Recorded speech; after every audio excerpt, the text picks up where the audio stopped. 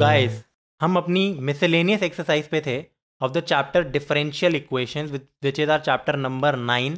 हमने इससे पहले 9.5 या 6 जो भी था ऊपर, ठीक है, वो कंप्लीट हो गया था। ये लास्ट एक्सरसाइज है इसकी।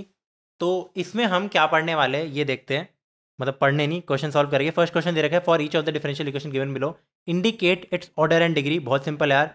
पहले में तुम मुझे तो ये बताओ कि क्या ये डिफाइंड होगी इसकी डिग्री? बिल्कुल होगी, क्योंकि ये log x है, log dy/dx नहीं है, तो ये चीज़ ध्यान रखना।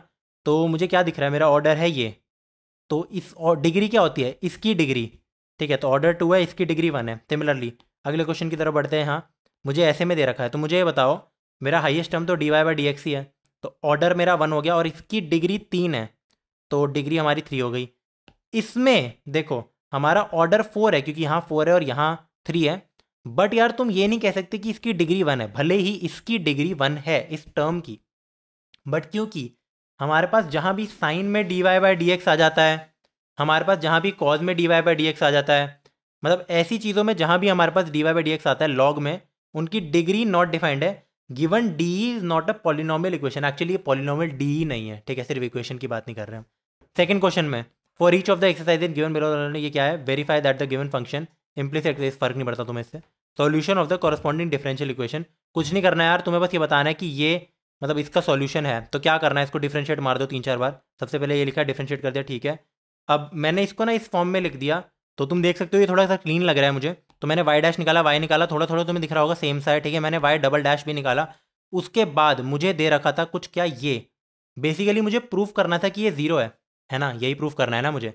तो क्या करो यार, एक्स वाई डबल डैश, तो वाई डबल डैश क्या है ये, इसको यहाँ चिपका दो, ठीक है। ये दे रखा है 2y डैश, तो वाई डैश को यहाँ लगा दिया मैंने, फिर उसके बाद नॉर्मल वाई लिख दिया। मैंने इनको क्लब कर लिया। क्लब का मतलब यार सेम टर्म्स a⁻1 जहाँ भी है, इनको एक साथ मर्ज कर लिया। आंसर मेरा ये आया। नोटिस करो यार एक चीज़, ये नॉट इक्वल टू 0 है, ठीक है।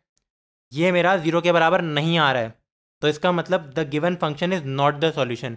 और ऐसे क्वेश्चन बिल्कुल आएंगे बोर्ड में तुम्हारा बनाने के लिए, ठीक है। तो ढंग से सॉल्व करना है इनको। तो थर्ड सेकंड पार्ट पे आते हैं। e⁻x a cos x + b sin x। मुझे दे रखा है कि ये इसका सॉल्यूशन क्या है या नहीं है, मुझे चेक करना है। y निकाला, ठीक है। इसको मैंने ढंग से लिख दिया थोड़ा सा, y डैश में, डबल डैश में, y डैश निकाला। अब यार एक जो बेसिक फॉर्मूला है जो मैंने लास्ट क्लास में भी बताया था कि integration ex fx + f dash x हमारी कितनी होती है, ex fx और आगे जो भी कांस्टेंट है तुम्हारा c, ठीक है। इसका मतलब क्या है कि ex fx की डिफरेंशिएशन मेरी क्या होगी, ex fx + f dash x, ठीक है। तो ऐसे ही डिफरेंशिएट किया करो, ex fx + f dash x। मैं बताऊंगा क्यों। क्योंकि तुम एक बार इसको इसके साथ क्लब कर लो, ये ऑलरेडी तुम्हारा y के बराबर है, समझ आ रहा है तुम्हें, ठीक है। y लिख दिया, फिर ex को इन दोनों के साथ ले गया मैं, बहुत सही, ठीक है। तो अब मैंने देखो एक और चीज़, इसकी वैल्यू कितनी होगी, y डैश माइनस y, इसको मैं इस साइड ले गया। इसको नोट कर लो, ये बाद में काम आने वाली है चीज़। अब जो ये इक्वेशन थी इसको फिर से डिफरेंशिएट करो, ठीक है। मैंने डिफरेंशिएट कर दिया इसको फिर से। नोटिस करो y की डिफरेंशिएशन y डैश होगी और इसकी differentiation again ex fx + f dash x। यहां से माइनस कॉमन लो, कुछ मस्ती चीज आएगी तुम्हारे पास। क्या देखो, b sin x + a cos x, ये तो यही है ना, y है हमारा, तो ex × ये इज इक्वल टू -y। देखो मैंने लिख रखा है -y, बचा मेरा ये, इसके साथ मल्टीप्लाई, इसकी भी वैल्यू मेरे पास है फ्रॉम 1, है ना। तो मैंने क्या लिख दिया यार, इसकी जगह मैं लिख सकता हूँ y डैश -y, तो y dash -y + y dash -y, ये आ गया मेरा कुछ, यानी कि ये इसको इस साइड ले गया। नोटिस करो यार, ये भी यही थी हमारी, है ना। तो यार इस क्वेश्चन में मैंने क्या किया है, मैंने ये नहीं किया कि मैंने y डैश और y डबल डैश निकाल के प्लस माइनस करके ये किया, कर सकता हूं मैं, वो कोई गलती नहीं है उसमें, है ना। बट ये थोड़ा क्लीन तरीका है और इससे यार तुम सीख जाओगे कि कैसे हम अपनी डिफरेंशियल इक्वेशन निकालें। फॉर एग्जाम्पल मुझे ये दे ही नहीं रखा होता तो क्या करते भाई, करना पड़ता ना ये चीज़, ठीक है। आगे बढ़ते यार। Third part y = x sin 3x, ये तो क्या खत्म क्वेश्चन है बिल्कुल। इसको डिफरेंशिएट किया, ये आया मेरा। अब मैंने क्या किया, इसको फिर से डिफरेंशिएट कर दिया। तो फिर से तुम नोटिस करो, यहाँ कहीं ना कहीं x sin 3x फिर से आ गया, जो मेरा ऑलरेडी y के बराबर था, तो इसकी जगह में लिख दिया y, ठीक है। ये बचा मेरा 6 cos 3x और यही दे रखा है मुझे, हाँ ठीक है, बस इसको इस साइड ले जाओ, आंसर आ गया। फिर फोर्थ पार्ट, ये थोड़ा ठीक लग रहा है मेरे को, x² = 2y² log y, differentiate कर दिया। इसकी डिफरेंशिएशन सिंपल, इसकी डिफरेंशिएशन में वो लगा दिया मैंने, बाय पार्ट्स का क्या बोलते हैं उसको, प्रोडक्ट रूल लगाया मैंने, ठीक है। इसकी डिफरेंशिएशन की, इसकी डिफरेंशिएशन की, दोनों के साथ dy/dx था चेन रूल के अकॉर्डिंग, ठीक है। मैंने क्या किया उसके बाद, दोनों साइड, ठीक है, मैंने दोनों साइड सबसे पहले तो 2 और 2 काटा और y मल्टीप्लाई कर दिया ऐसा यार मैंने क्यों किया है, एक बार तुम खुद सोच के बताओ मैंने y क्यों मल्टीप्लाई किया। मैं dy बाई डी एक्स के साथ ना वाई स्क्वायर लाना चाहता था और एक्स स्क्वायर, एक बारी के लिए मानो मैं वाई स्क्वायर लाना चाहता था, तो क्या ये वाई स्क्वायर है? नहीं, ये तो कट के y हो गया ना, तो कट के क्या बचा मेरे पास, y plus 2y log y, है ना, इज इक्वल टू एक्स और यहाँ y डैश यानी dy बाई डी एक्स। मुझे वाई स्क्वायर चाहिए था तो मैंने क्या किया, पूरा y से मल्टीप्लाई कर दिया, अंदर भी ले गया मैं कुछ ना कुछ, ठीक है, क्योंकि ये y यहाँ भी था मेरा। तो कुछ ऐसा सीन आ गया मेरा जब मैं y से मल्टीप्लाई करता हूँ। नोटिस करो फिर से, इसकी वैल्यू तो बनी बनाई दे रखी है, एक्स स्क्वायर चिपका दो, हो गया यार, प्रूव हो गया, अब तो क्या ही बचा, इसको इस साइड ले जाओ। अब हम दूसरे डिफरेंट टाइप के क्वेश्चन पे बढ़ते हैं। एक चीज़ तुम देखो, miscellaneous exercise is the combination of all the 1 2 3 4 जितना मर्जी हमारा था, तो उनके ठीक ठीक क्वेश्चन है, थोड़े ज़्यादा बढ़िया भी नहीं है बट कंपैरेटिवली बेटर है, ठीक है। तुम्हें ये दे रखा है, मुझे निकालना है फैमिली ऑफ कर्व की differential equation.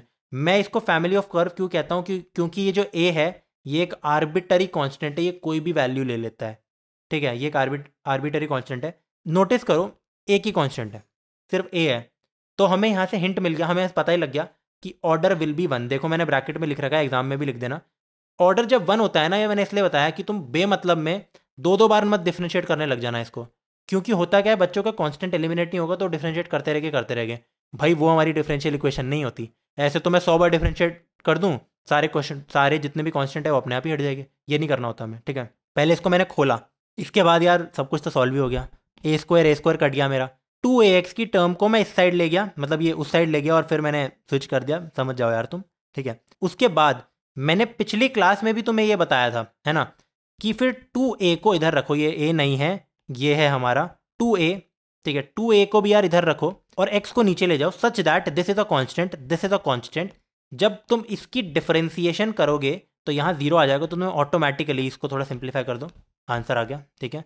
Fourth question, prove that this is the general solution of this जो भी है हमारी equation, where c is the parameter, c हमारा एक आर्बिटरी कांस्टेंट है, एक ही कांस्टेंट है, इसका मतलब तुम देख सकते हो यार ऑर्डर भी 1 है, तो हमें प्रूफ करना है कि हाँ ये इसका सॉल्यूशन है। तो अगर देखो ये प्रूफ करना है ना कि ये इसका सॉल्यूशन है, इसका मतलब हमें ये डिफरेंशियल इक्वेशन सॉल्व करनी है।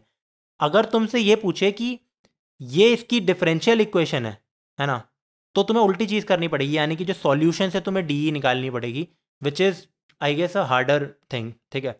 तो मैंने ये कर दिया, D Y by D X लगा दिया, मुझे साफ साफ दिख रहा है, बिना देखे मैं कह सकता हूँ ये एक होमोजीनियस है, फिर भी प्रूफ कर दिया करो।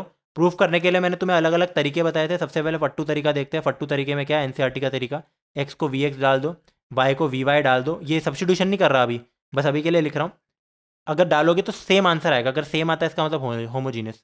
मेरा वाला तरीका, सीधा ही वाई को एम एक्स करो, अगर वाई को एम एक्स करने के बाद तुम्हारा जो भी ये चीज़ बनती है it is free from X and Y, only M है, तो अपने आप ही मैं ये कह सकता हूँ कि होमोजीनियस है, बिना कुछ सोचे समझे।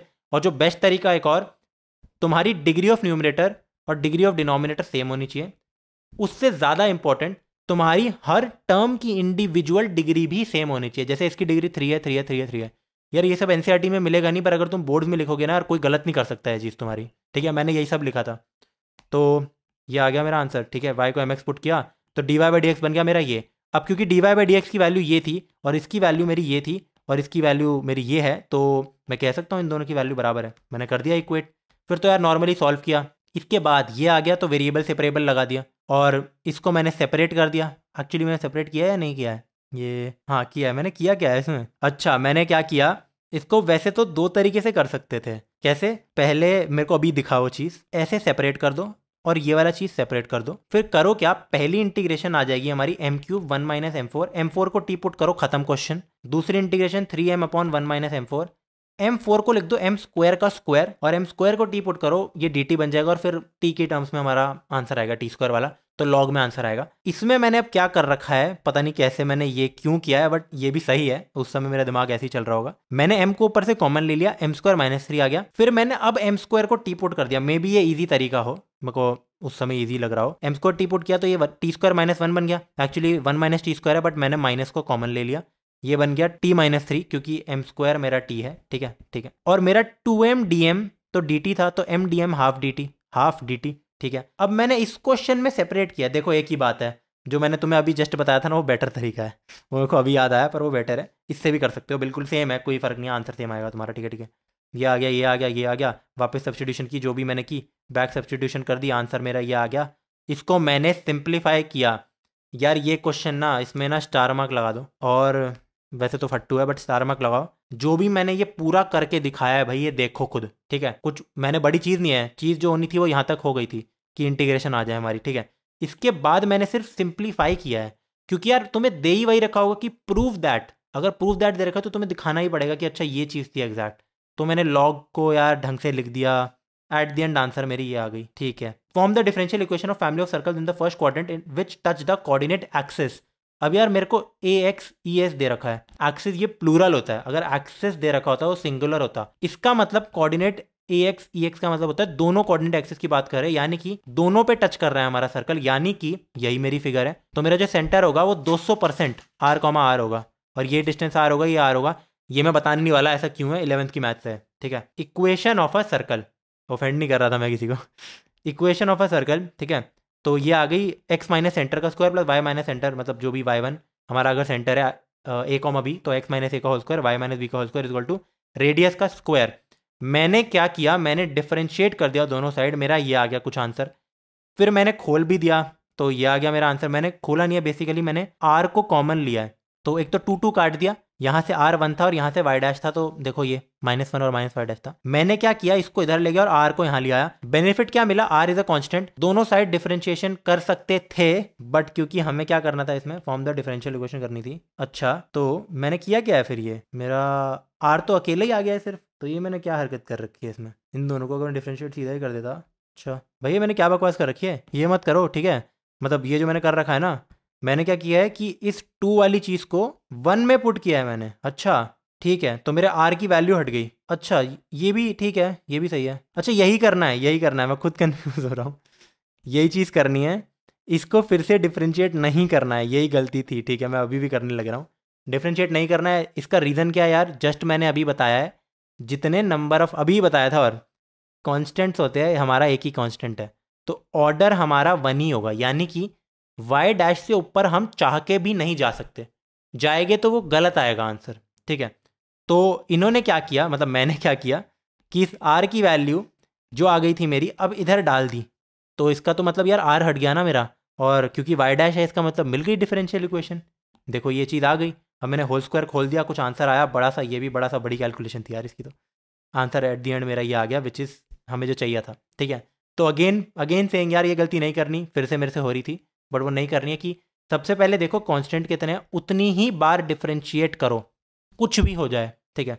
Find the general solution of this thing, ठीक है। तो इसको इधर ले गया, इसको इधर ले गया, वेरिएबल सेपरेबल, ये क्या था, ये क्वेश्चन था कोई, ये बेकार क्वेश्चन था, इसको हटाओ। 7th, show that the general solution of dy by D X plus this is equal to 0 is given by this thing.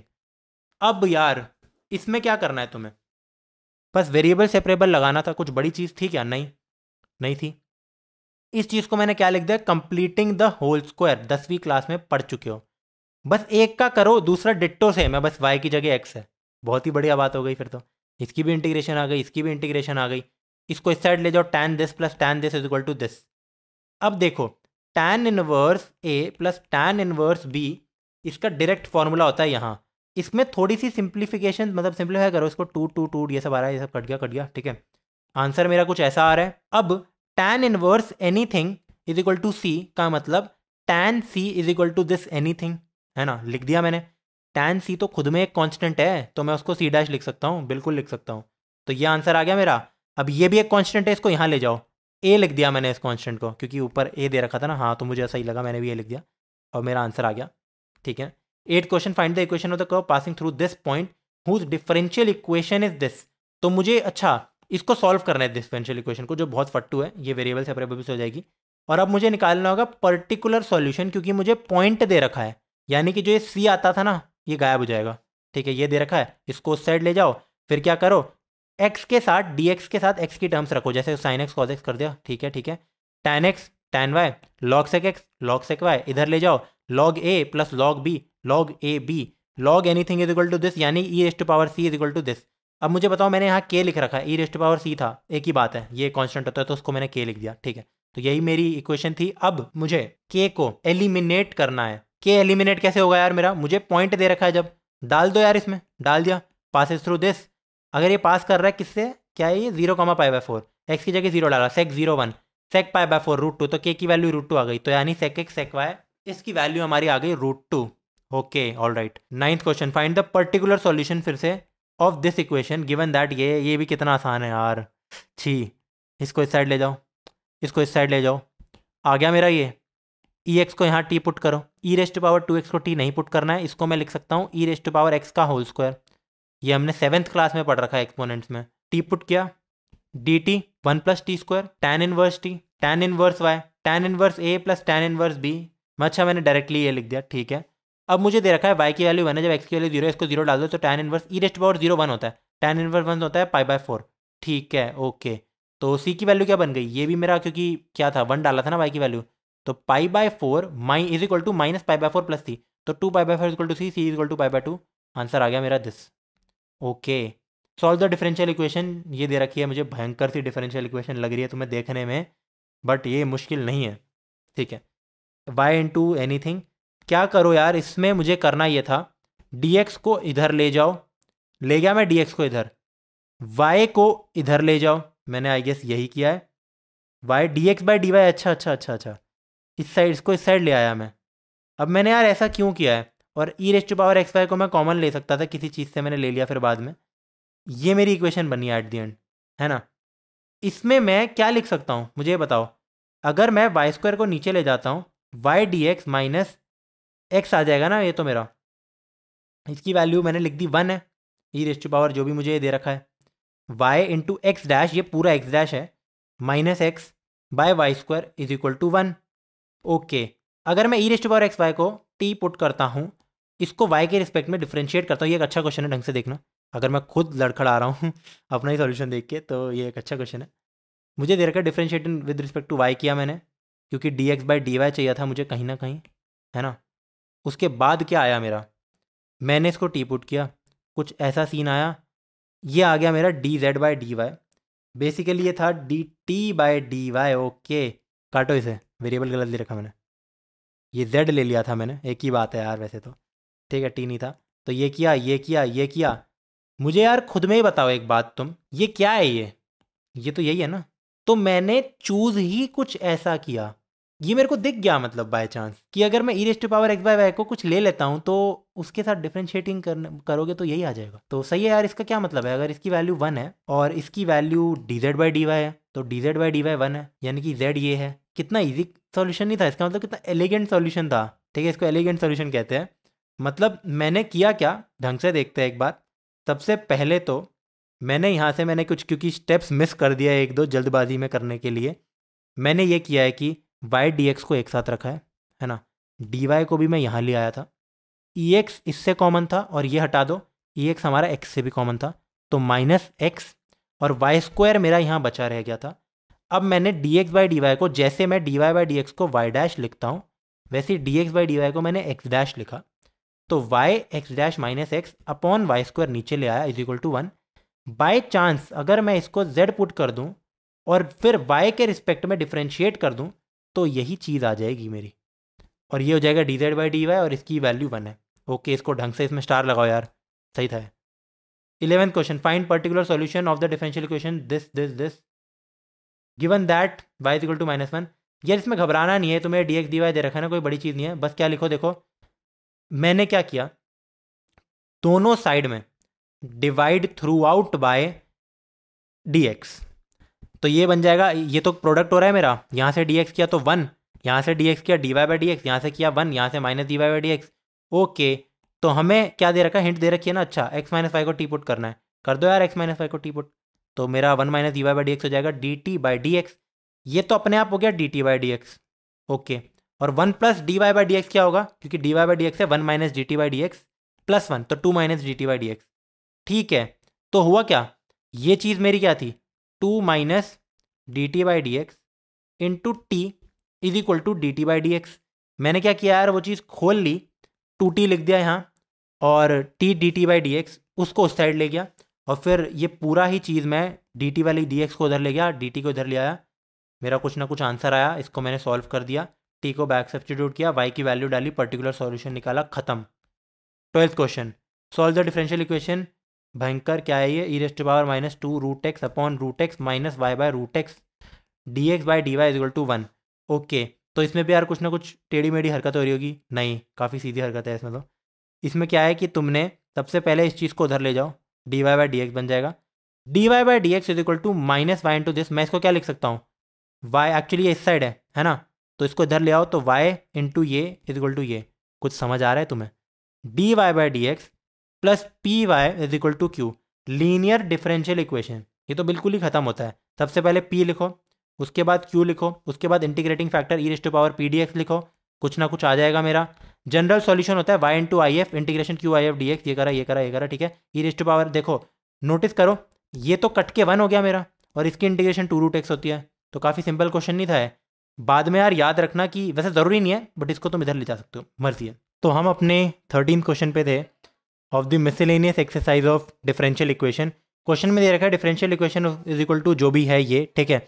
Clearly तुम देख सकते हो this equation is of the form D Y by D X plus P Y is equal to Q, where हमारा जो p है वो cot x है और q हमारा है 4x cos x, ठीक है। तो मुझे कंडीशन भी दे रखे y is equal to 0 when x pi by 2 है, यानी कि मेरा पर्टिकुलर सॉल्यूशन मुझे निकालना है, ठीक है। बहुत ही सही, x नॉट इक्वल टू 0, इसको ऐसे लिख दो, p की वैल्यू आ गई, q की वैल्यू आ गई, इंटीग्रेटिंग फैक्टर की वैल्यू आ गई, साइन x आ गई। जनरल सॉल्यूशन क्या होता है, जब मेरा D Y by D X plus P Y equal to Q होता है तो y into I F integration q into I F D X, ठीक है। इसको यहाँ डालो, इसको यहाँ डालो, cos x साइन हो जाता है 1, 4x की इंटीग्रेशन होती है 2x square, y into sine x। अब y जब 0 होता है तो y को 0 पुट कर दो, x की वैल्यू पाई बाय 2 होगी तो साइन पाई बाय 2, ये तो 0 हो गया, तो ये आ गया पाई स्क्वायर बाय 4। ओके, तो ये हमारा हो गया पाई स्क्वायर बाय 2, क्योंकि 2 था तो c की वैल्यू हो गई माइनस पाई स्क्वायर बाय 2, तो हमारा आंसर आ गया ये। 14 क्वेश्चन की तरफ बढ़ते हैं। मुझे दे रखा है x plus 1 D Y by D X equal to, फटाफट ये सब क्या है, 2 E raised to power minus Y equal to 1, ठीक है। Given y equal to 0 x equal to 0, again हमारा पर्टिकुलर सॉल्यूशन निकलेगा। और एक चीज़, ये क्लियरली क्या है, एक वेरिएबल सेपरेबल से हो जाएगा काम। ये फंक्शन ऑफ y है, फंक्शन ऑफ x है, क्या करो, इनको इधर पटक दो, इसको इधर पटक दो, ठीक है। ये आ गया, दोनों साइड इंटीग्रेशन कर दी, ब्रैकेट में लिख भी देना वेरिएबल सेपरेबल, वैसे तो इतनी बिग डील है नहीं, बट फिर भी एक सही इंप्रेशन रहता है, ठीक है। ये चीज़ आ गई, ये चीज़ आ गई। क्या करो, क्या किया मैंने, इसको मैं क्या लिख सकता हूँ, 2 अपॉन ई वाई, वैसे मैं क्यों दिखा रहा हूँ, ये बहुत ही फट्टू चीज़ है। तो ये आ गया 2 माइनस ई वाई, और एक ई वाई ऊपर चले गया तो मैंने ये लिख दिया। इसको टी पुट करो, अपने आप ही डी टी बन जाएगा माइनस में, तो ये हो गया माइनस टी बाई टी। इसकी इंटीग्रेशन लॉग एक्स प्लस 1, इसकी इंटीग्रेशन लॉग माइनस टी।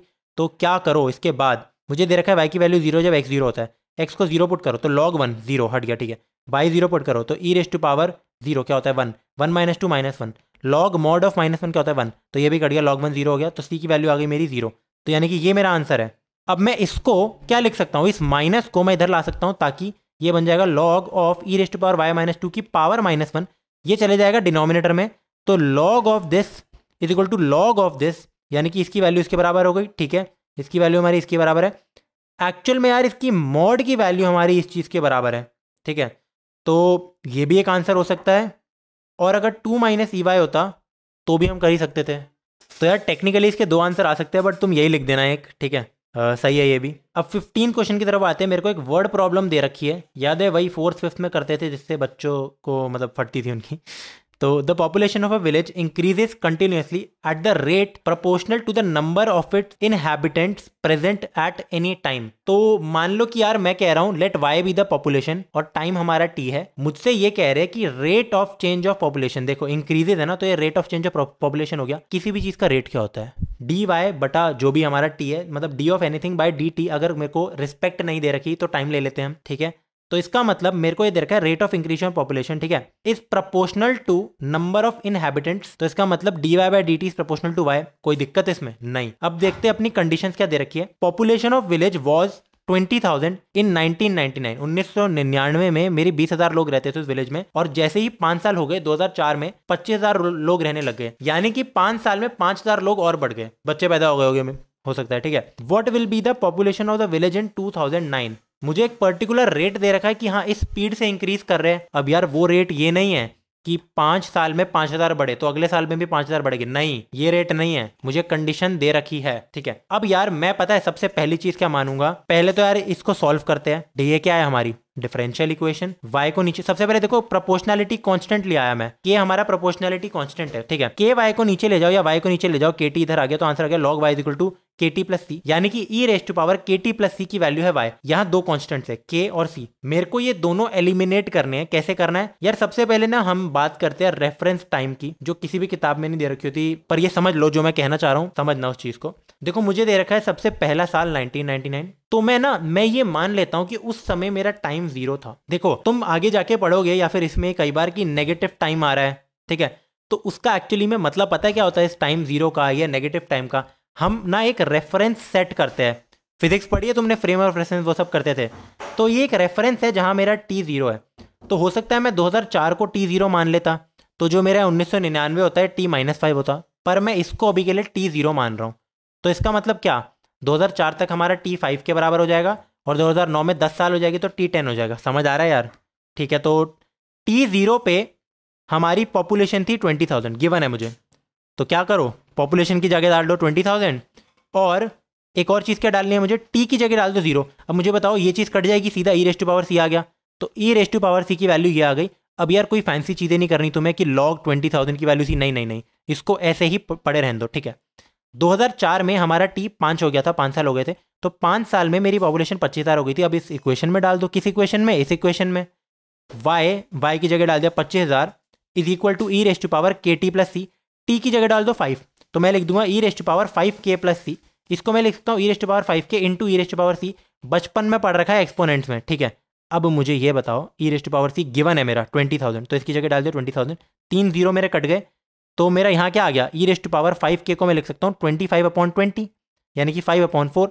ये मेरी दूसरी इक्वेशन बन गई, मतलब ये भी एक इक्वेशन थी, ये फर्स्ट थी एक्चुअली, ये सेकंड मान लो इसको। अब मुझसे ये क्या पूछा गया एक्चुअली, 2009 में मेरा वाई कितना होगा, क्योंकि देखो 1999 में मुझे वाई गिवन था 20,000 था, और उसके बाद 2004 में भी गिवन था 25,000। तो अब 2009 में फॉर्मूला लगाओ सीधा, वाई की वैल्यू है ई रेस टू पावर के टी प्लस सी, यानी कि ई रेस टू पावर के t into e race to power c, ये गिवन है, ये तो 20,000 है। और ई रेस टू पावर, मुझे ये बताओ के टी था ना, टी की जगह क्या डालोगे तुम, 10 साल हो गए क्योंकि, तो e race to power 10K को तुम लिख सकते हो 5K इंटू 2, कोई प्रॉब्लम नहीं है इसमें। और इस चीज़ को लिख सकते हो ई रेस टू पावर 5K का होल स्क्वायर। ये भी यार बेसिक एक्सपोनेंट से 7वीं कक्षा में पढ़ चुकी हो तुम, ये बताने की भी जरूरत नहीं है मेरे को, ठीक है। तो ये आ गया, ठीक है। इसकी वैल्यू थी 5/4, इसका स्क्वायर करो 25/16। इसको हम काट सकते हैं 16 को 20,000 से बहुत ही आराम से। कैसे काट सकते हैं यार, इसको काटो 4 से, ये बच गया 4, इसको काटो 4 से, ये बच गया 5,000। 5,000 को 4 से डिवाइड करना is not a big deal, ठीक है। कुछ ना कुछ आ जाएगा, मेरा आंसर आ रहा है 31250। The population of village in 2009। बढ़ते अपने एमसीक्यूज की तरफ, बस खत्म होने वाले हैं हमारी मिसलेनियस एक्सरसाइज, ठीक है। पहला एमसीक्यू क्वेश्चन दे रखा है, general solution GS of the differential equation y dx minus x dy divided by y is, ठीक है। और 4 ऑप्शन आपकी स्क्रीन के सामने है, a x y is equal to c, b option है x is equal to c y square parabola, c option है y is equal to c x again straight line, ये था हाइपरबोला, और d option है y is equal to c x square, again ये एक parabola है। तो ठीक है, इसको सॉल्व कैसे करें, फट्टू, बहुत सिंपल है। ये तो 0 होगा नहीं, ऊपर वाले को 0 इक्वेट कर दो, ये चीज़ कर दी, ठीक है। D x by x is equal to d Y by y, log x is equal to log y plus c, इसको हम लिख सकते हैं लॉग के वाई।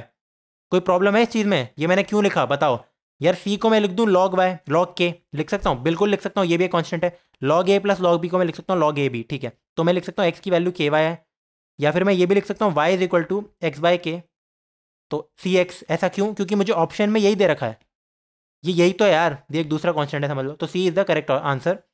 17 क्वेश्चन की तरफ बढ़ते हैं। मुझे क्या दे रखा है, the general solution GS of the differential equation d x by d y plus P1x plus Q1 is. अब इसमें ना गलती मत करना प्लीज, इसमें तुम गलती से भी गलती मत करना, क्यों, क्योंकि मैं ये ऑलरेडी पढ़ा चुका हूँ। पहली चीज़ क्या पढ़ी थी, D Y by D X plus P Y is equal to Q. इसका सॉल्यूशन क्या होता है, Y into I F is equal to integration Q I F D X. कोई प्रॉब्लम है इसमें, नहीं, बिल्कुल भी नहीं। और मेरा आई तुम्हें पता आई एफ क्या होता था, इस केस में आई एफ होता था e race to power P D x. But अगर तुम्हें दे रखा हो ये d x by d y, तो तुम्हारा सॉल्यूशन क्या होता है, एक्स इंटू आई एफ। जहां जहां मेरा वाई था वहां एक्स डाल दो, और जहां मेरा एक्स था वहां वाई डाल दो, बस रिप्लेस करना है।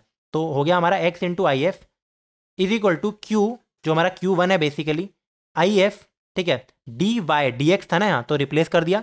अब आई एफ की जगह मैं क्या लिखूंगा, e race to power P1 d y. तो ठीक है, ऑप्शन देखते हैं। सबसे पहले तो ये दोनों तो कैंसिल हो गए क्योंकि एक्स से शुरू होगा, तो e race to power P1 d y, ठीक है, ये भी गलत है। तो c is the correct answer, देखो c is the correct answer, ठीक है। 18 क्वेश्चन की तरफ बढ़ते हैं। The general solution of the differential equation e x d y plus y e x plus 2x d x is equal to 0 is. इसको कैसे solve करना है यार, कोई बड़ी डील नहीं है इसमें। dx dx से इन दोनों को डिवाइड कर दो, तो ये तो आ गया dy बाई डी एक्स और ये कट गया, ठीक है। तो मेरा आंसर आ गया ये। अब क्या करो, ex को डिवाइड कर दो, इससे भी इससे भी इससे भी, तो यहाँ तो 1 आ गया, यहाँ से डिवाइड करोगे तो ex हट गया, यहाँ से करोगे तो अपॉन ex। अब मैंने क्या किया, इसको राइट हैंड साइड पे ले गया ताकि जो मेरी ये डिफरेंशियल इक्वेशन है ये बन जाए लीनियर डिफरेंशियल इक्वेशन। किस फॉर्म में, dy by D X plus P Y is equal to Q, जहां मेरा p क्लियरली 1 है और q की वैल्यू ये है। बहुत सही। if क्या होता है, e raised to power p dx ex। जनरल सॉल्यूशन भी मैंने लिख दिया, यहाँ भी लिख दिया अगेन। अब इसमें ex कट गया, -2x की इंटीग्रेशन होती है -x² प्लस c, तो हमारा क्या हो गया solution, y(ex plus x² equal to c। I guess दे रखा है हमें option y(ex plus x² equal to c, c is the correct option. यार इसी के साथ हमारा पूरा differential equation start to finish, हम एक्सरसाइजेस की बात कर रहे हैं एनसीईआरटी की, समाप्त हो चुका है। इसी के साथ साथ तुम्हें लेक्चर वीडियोस भी मिल रही होगी, ठीक है। और इस पूरा जो मैंने कराया है ना ये चीज़ पूरी, इसकी PDF भी तुम्हें मिल जाएगी डिस्क्रिप्शन में। तो ठीक है यार, बाय।